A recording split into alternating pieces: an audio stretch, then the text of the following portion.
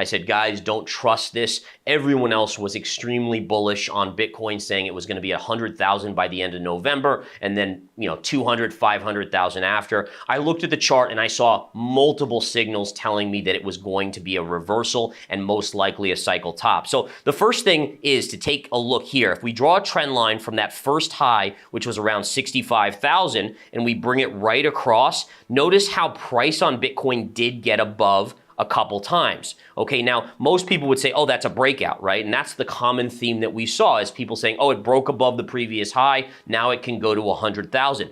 There's something in the methodology I discovered, and again, this is something I actually created. It's called the confirmation signal. The confirmation signal tells you that when something gets above a previous high, meaning people think it's a breakout, you need to see 2 consecutive higher closes for it to actually be considered a breakout. The reason is because algorithms and institutions will play games. They'll push something above a previous high, ultimately to reverse it, knowing that a lot of people will get stopped out on their shorts when it goes above that high, and then also people will go long when it breaks that high. So it's a way of getting most people on the wrong side of the trade, and institutions do this nonstop with stocks, cryptocurrencies, and etc. All right, so what we see here is you got to close above, and then you reversed back down. You got over here a close above, and you ultimately never got a secondary close higher. These were all games by big money, keeping it and kind of getting people to be on the wrong side before reversing. Now that's just part of it. Number 2, you had an RSI negative divergence out there that was massive going on here from this high to this high. You had a higher high, but the RSI was actually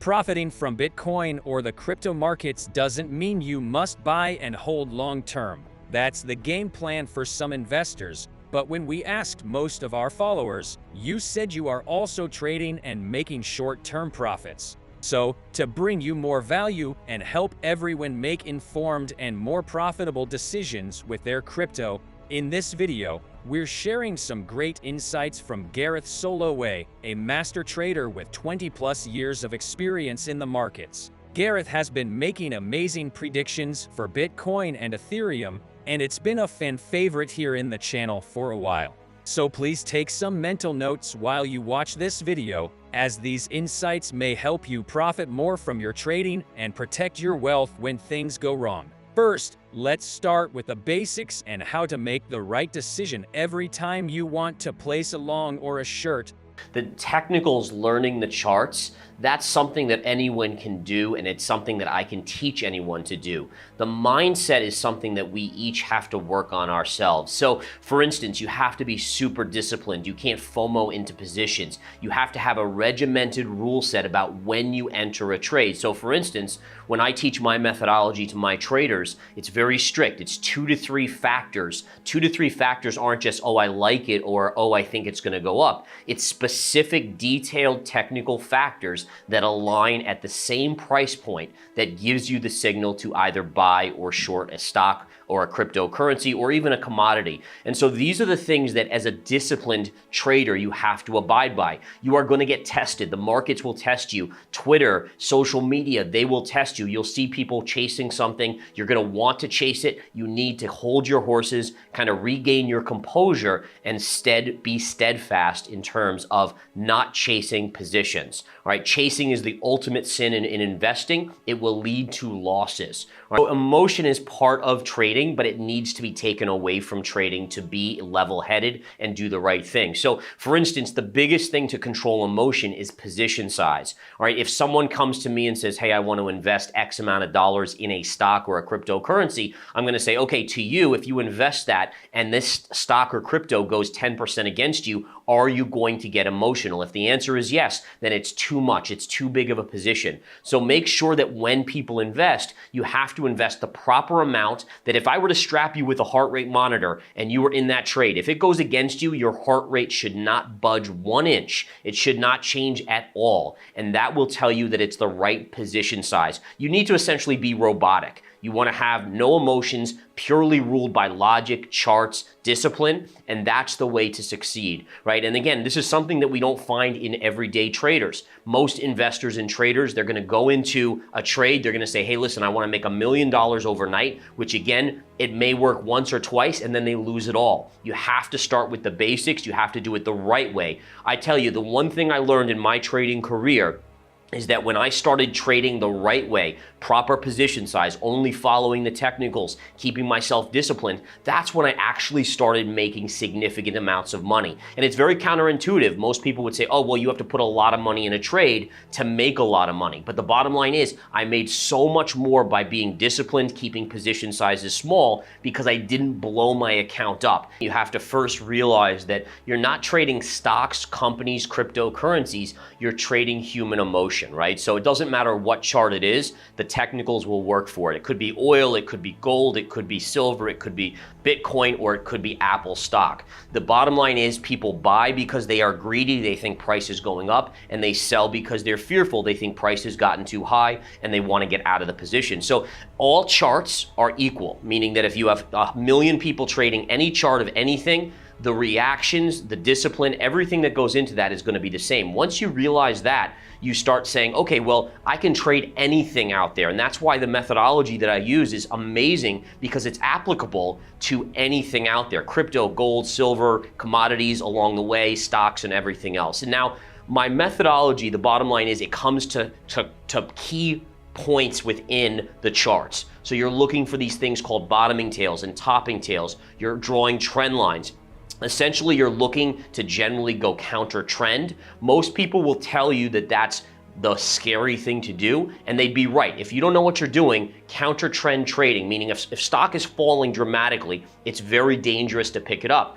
Once you learn how to read the charts essentially guide you to the levels where the high probability points are where a reversal will take place. So I'm looking at these different things that have happened for hundreds of years in the charts, in fact, thousands. You go back to the tulip mania in the 1500s, you go back to ancient Egypt, and you chart anything, you're going to see things that basically do replications. There's patterns that repeat over and over again, and all I'm doing is recognizing those, finding the levels where those will turn around, and I'm playing those accordingly, letting probabilities take their course. In case you didn't see it or don't remember, Gareth became known for his call that the 60K was the top for Bitcoin and that it was going lower when everyone was calling the 100K next. If we compare the charts in 2021 to what's happening right now, we're in a similar situation with all the hype happening on social media. Gareth has been saying that Bitcoin will crash harder and even go to 9 or 10K if things don't change in a few days, and he's now doing a similar analysis to what he did back then. I have a chart where this is the chart of Bitcoin, and it's probably the most famous call that I ever made when we were at near 69,000. I said, guys, don't trust this.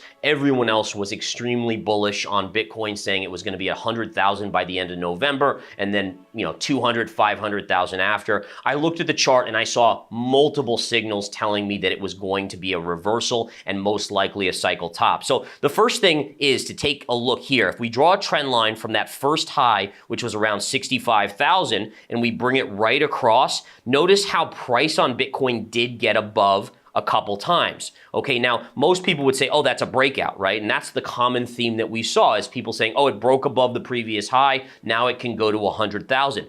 There's something in the methodology I discovered, and again, this is something I actually created. It's called the confirmation signal. The confirmation signal tells you that when something gets above a previous high, meaning people think it's a breakout, you need to see 2 consecutive higher closes for it to actually be considered a breakout. The reason is because algorithms and institutions will play games. They'll push something above a previous high, ultimately to reverse it, knowing that a lot of people will get stopped out on their shorts when it goes above that high, and then also people will go long when it breaks that high. So it's a way of getting most people on the wrong side of the trade, and institutions do this nonstop with stocks, cryptocurrencies, and etc.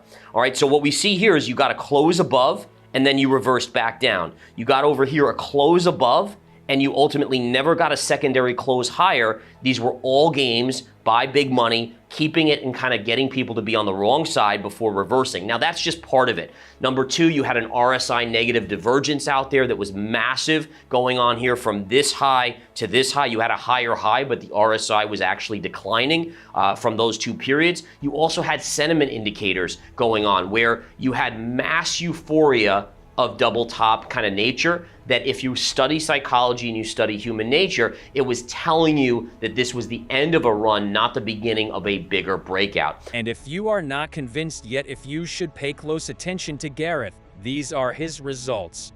So I launched In the Money stocks in 2007. So going back to 2007, which now is 16 years and 80% success rate on swing trades. It's even higher on day trades actually than that. And the bottom line is, again, it's still, remember what that means. It still means that 2 times out of every 10, I'm still taking losses. But again, it's the success rate and then learning how to control those losses and minimize those losses that really keeps your account balance consistently growing. So, what does he uses to help him have a better success rate than most traders and hit the nail with his Bitcoin price predictions? The patterns, there's many patterns out there. There's bull flags, there's bear flags. What I do what I teach people to do is there's specific criteria. So a lot of people will look and say, oh, it's a head and shoulders. And the bottom line is a head and shoulders means almost nothing unless the neckline breaks. And again, what I can do here on the chart, let's just go right into this here, because there was a head and shoulders chart that we had on the Bitcoin chart back in 2021, and it was an absolute perfect thing. And I'm gonna show this right now to you guys to get you a sense, all right? So right here is your neckline, and I want to show you here. Let me click on this and we'll bring up the trend lines. All right, so shoulder here, then up here to your head. This is your head across here. And there's your other shoulder forming right there. Now, this is what's so freaking exciting about this, is that now you have your head and shoulders. And what I did, and I think I actually had talked to Kitco back in 2021 and called this out. And I said, guys, the price target of this head and shoulder pattern is a 30,000 handle on it. Now, I want to show you why. So my target was 30,000. So what you can end up doing here, and I'm going to show this again on the chart, is that if you take the highest point of a head and shoulders and you drag it down to the neckline right here, and then you take the break down here, okay? Look at this. It's identical. So basically what I'm telling you now is that when a head and shoulder, so first of all, this is a head and shoulder, but it doesn't matter until it breaks the neckline, which is right here. Once it breaks the neckline, you can then calculate the exact target of where this should fall. And in this case with Bitcoin, literally it was within 50 bucks of the target of Bitcoin, and it went right there before bouncing back. I actually did a trade on this and it worked out beautifully. But this is the power of what I teach. There are so many books out there that says, oh, here's a head and shoulders. Okay, well, what do you do? Who cares? The bottom line is, do you know how to use it correctly? So for instance, topping tails. You get a topping tail on the chart. It doesn't necessarily signal a short sell on the equity or the crypto. You need to know when to enter and when to exit. And that's, again, what I teach. And that's the game changer, right? It's knowing when to put your money into a trade and when to extract it. So fundamental analysis means relatively little to me, and I'll tell you why, is that when you get into fundamental analysis, in bull markets, PE ratios get way extended. In bear markets, they retract immensely, right? They get very, very low. So the question is, well, what's the real value here? And it all comes down to investor sentiment. And so if investor sentiment is bullish, if the Fed's printing money, guess what? Valuations are going to go up more than they should. If investor sentiment is negative, if people are fearful, it's going to get driven down. So for me, it means very little. It's all it is wherever the PE ratios are. Yeah, you can look historically at something, but you also need to look more in depth. I found stocks that historically are trading at a really low PE ratio, and then you look deeper underneath the hood, and you're like, well, they're projecting that they're going to only make half the amount of revenue and earnings that they did in the last couple years. Remember, you want to look forward, not back, when it comes to fundamental analysis. Now, having said that, I do look at macro data. Macro data gives me a longer view, even though the technicals give me the short-term moves. So when I'm swing trading, technicals are everything. Where's the support level? Where do I buy? Where do I exit that trade?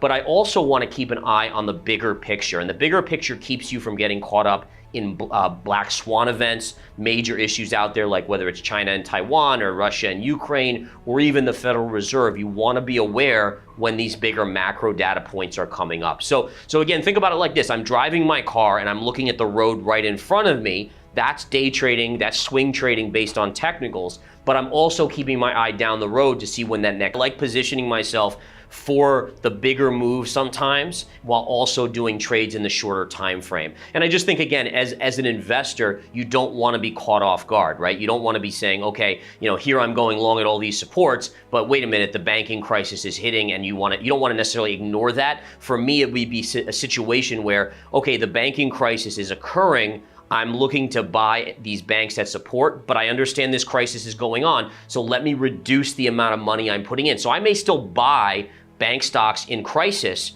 but I might go much, much lighter because I see the macro picture.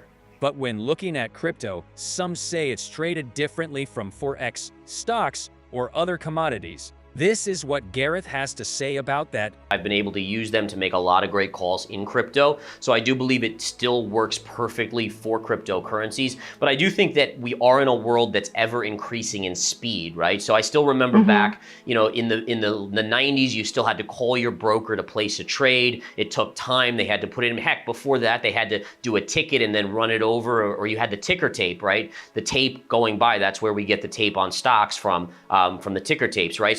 So again, as we advance, we get faster and faster. We're now in a world where speed is so quick. Things spread on Twitter so quickly. Look at the banks that have failed, how quickly deposits were pulled out because of social media and the word spreading. So I think that's the key, is everything is speeding up. But at the same time, what that does, and this is amazing for the technicals, is that creates more fear and emotion, more greed and fear, because it spreads faster, and therefore that gives us, as technical, level-headed, kind of disciplined traders, believe it or not, it gives us more advantage. It gives us more opportunities to take advantage of these kind of mispriced situations.